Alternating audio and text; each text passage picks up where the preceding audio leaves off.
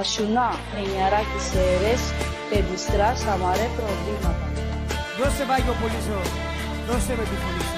Αυτό το τραγουδάκι, φίλοι μου, θα το αφιερώσει η Κατερίνα στον άντρα της, τον Νεκτάριο, από το όμορφο Μελίσι, με πάρα πολύ αγάπη, φίλοι. Έλα ρε Κατερίνα, γεια σου και σένα ρε Νεκτάριο.